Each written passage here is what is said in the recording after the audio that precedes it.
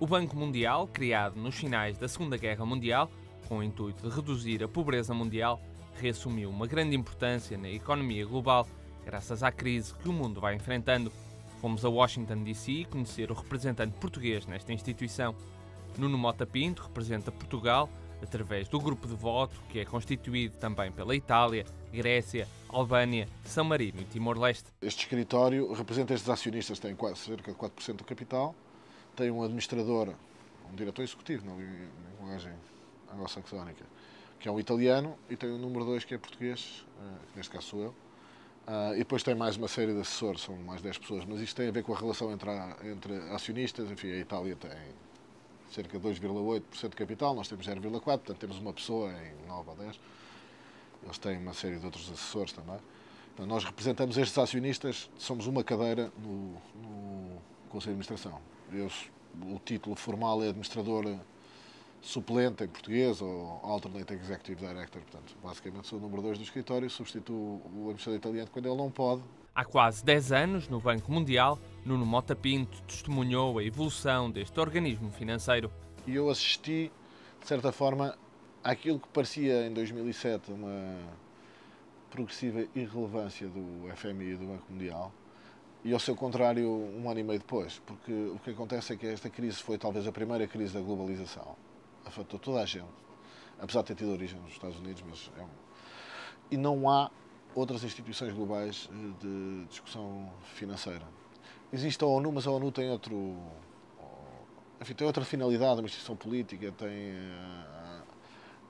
o poder difuso, considerado o Conselho de Segurança. A Assembleia Geral não é percebida como tendo poder, cada país tem um voto, e portanto é um fórum de maior dificuldade. Apesar do Banco Mundial ter ganho importância na economia mundial, esta crise poderá afetar negativamente o trabalho aqui desenvolvido. Os países da OCDE, e Portugal é um deles, são países doadores, ou seja, fornecem fundos para os programas do Banco Mundial. Portugal, desde o final dos anos 80, não recebe apoio do Banco Mundial e não vai receber nesta crise, porque o Banco Mundial não tem nenhum papel na questão da crise do euro. Portanto, provavelmente este período de consolidação orçamental e de austeridade vai fazer com que o dinheiro disponível para programas de desenvolvimento seja menor. Essa é uma consequência óbvia, parece que imediata, mas é um bocadinho indireta. É óbvio que o banco tem, para além disso, uma estrutura de capital, tem fundos próprios, mas tem muitos programas que dependem do financiamento dos doadores. Os Estados Unidos sempre tiveram um papel preponderante no Banco Mundial. No entanto, atualmente, o Reino Unido assumiu-se como o maior doador deste banco. A Inglaterra, tradicionalmente, é um grande doador para o Banco Mundial, seja através da AID, que é o fundo que apoia os países africanos, seja através do que se chamam trust funds, fundos postos à disposição do banco. Tem a ver com o facto da Inglaterra ter interesses estratégicos em áreas onde o banco, e históricos, ligações históricas em áreas onde o banco atua, como a Índia ou a África.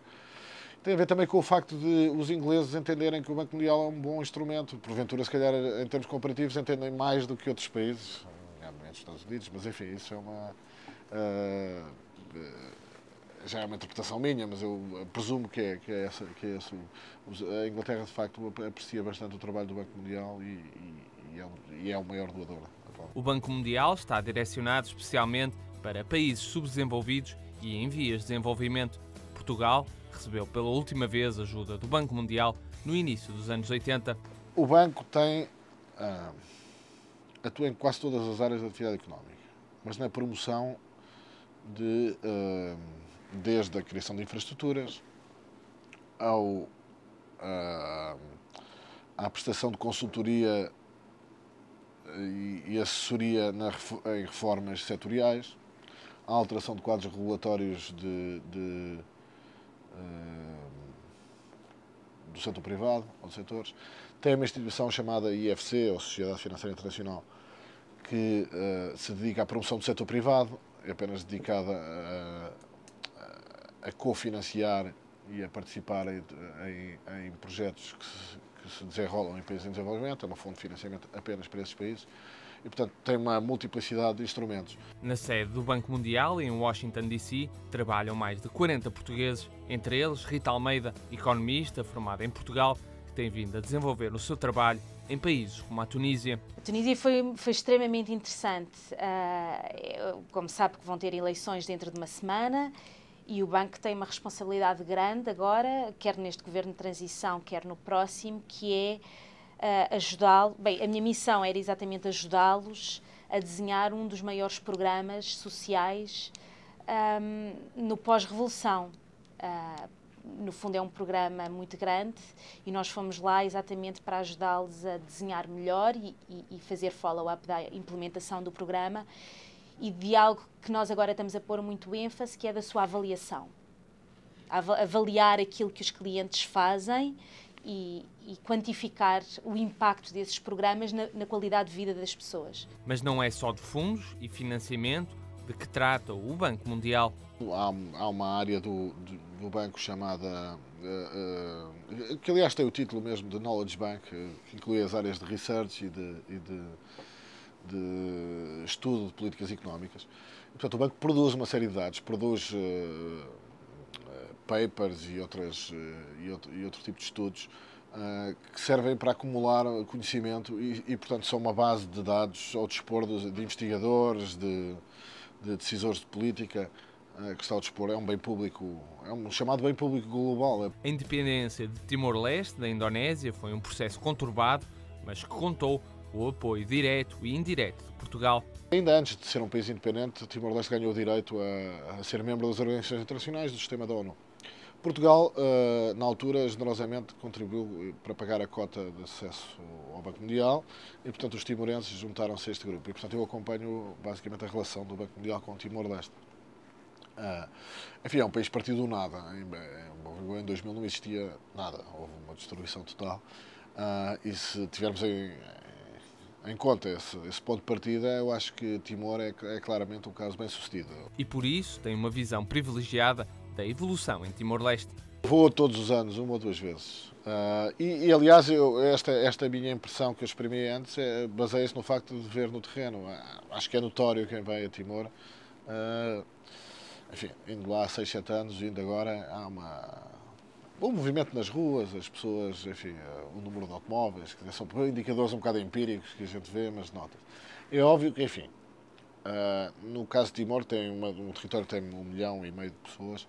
Nós tendemos a concentrar-nos em Dili, que é a capital, e também é na capital que se passou a maior parte da agitação política, portanto, isso é um indicador um bocadinho limitado. E, portanto, nas províncias, naturalmente, que os processos têm sido mais lentos. Mais lentos, mas consolidados, que dão a Timor-Leste, um país recém-fundado, boas perspectivas para o futuro.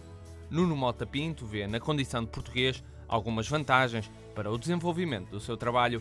Eu acho que os portugueses, aliás, têm bastante facilidade aqui, porque nós, por razões históricas, temos ligações a áreas do mundo muito diversas e, portanto, é uma experiência muito iluminadora como português estar numa instituição destas, porque a verdade é que as pessoas olham para Portugal de forma bastante diferente do que por vezes nós nos olhamos lá dentro.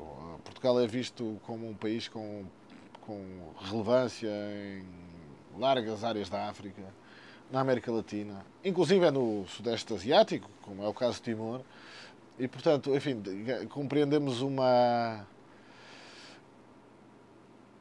ideia que é, no fundo, a nossa história transmitir-nos uma dimensão muito maior do que o pequeno espaço de Portugal continental. E isso é uma coisa que, estando aqui, se percebe todos os dias. Não é? Visão diferente que ajuda a perceber a importância do papel do nosso país nas instituições mundiais.